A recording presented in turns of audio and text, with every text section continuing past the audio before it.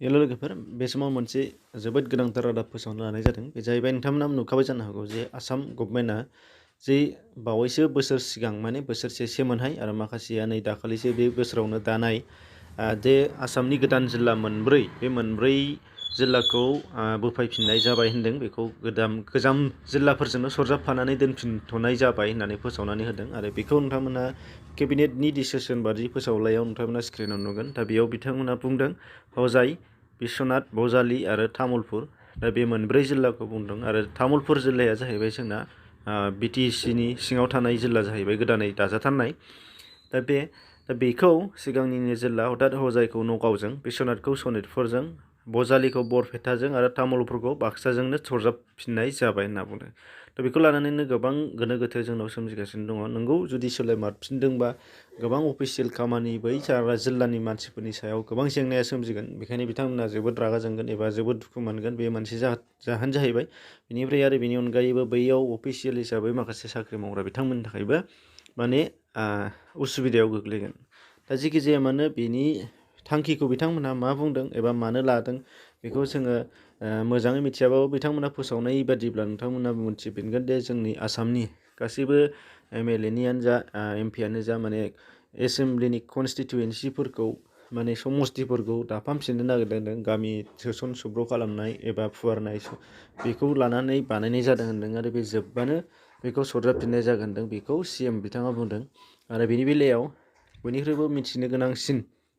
एबा बयबो मिथिनो लुबैसिननाय बाथ्राया जाहैबाय जोंनि प्रमद बर' बिथाङा मा बुङो मानो होनबा जोंना साफ्रोमबो बिटिसिनि बेलायावबो बिथांनि सायाव फैयो तामुलपुरनि खोथा होननाय लोगो लोगो राजखान्थिगिरिफ्रानो जा एबा सरासनस्रा मानसियानो जा मोननैबो बिथिंनिफ्राय सोङो दा बेखायनो बिथाङाबो बुंदों बे एखे खोथाखौनो सिएमआ जेखौ बुंनो बेखौ जे एसेम्ब्लि कनस्टिटुवेन्सिफोरखौ दाफामफिननायनि थाखाय बेखौ बानायफिननाय जादों होनदों आरो बेखौ मावखांबानो बेखौ माने सिगांनि गोदान महराव होफिननाय जागोन होनना बुंनाय जादों आरो दा नोंथांमोना बिथांनि खुगायावनो खोनासंनानै लादो गोबाङानो मिथिनो लुबैगोन जिहेतु बिथाङा मा बुंमारो खोनासंबानो जाबाय चिफ मिनिस्टारा जोबोद मोजाङैनो रोखायै बुंदों जे बेखौ गुसुं मोनसे समनि थाखाय सामयिक भाबे होनना बुंदों असमियाव दा बेखौ मोनसे समनि थाखाय आगोलनि जि जिल्ला बाक्सा जिल्लाजों बेखौ दाजाबफिनदों मार्च खालामदों बिनि गुबै जाहोनानो जाबाय डिलिमिटेसननि प्रसेसखौ कमप्लिट खालामनो थाखाय दा बेवहाय तामुलपुरल' नङा हजाय बजालि आरो बिश्वनाथ डिस्ट्रिक्ट बे गासैबो डिस्ट्रिक्टखौ मार्च खालामफिननाय जादों दा बेखौ डिलिमिटेसननि प्रसेसा जोबनाय लोगो लोगोनो बियो फिन जिल्ला हिसाबै बियो थाफिनगोन खामानि मावगोन दा बेखौ नैबे डिलिमिटेसन प्रसेसनि थाखाय बेखौ माखासे प्रसेसखौ कमप्लिट खालामनो थाखाय बेखौ गोनांथि जानायलाय बेखौ मार्च खालामनाय जादों बेखौ साननांगौ जेबो गैया रायजो राजाफ्रा जे बेयो जिल्लायैनो थागोन बेवहाय जेबो उसुबिदा गैया खालि डिलिमिटेसन प्रसेसआव बे गोदान जिल्ला हिसाबै इलेक्सन कमिसना बेबायदि माखासे जि रुल्सफोर खानानै होदों बेखौ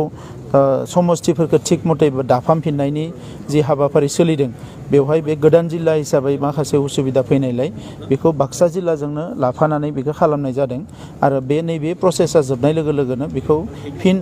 जिल्ला हिसाबै बेनि खामानिया सोलिबाय थागोन आरो दा जिखिनि अफिसफोर दङ बायदिसिना दङ बियो बेबायदिनो सोलिबाय थागोन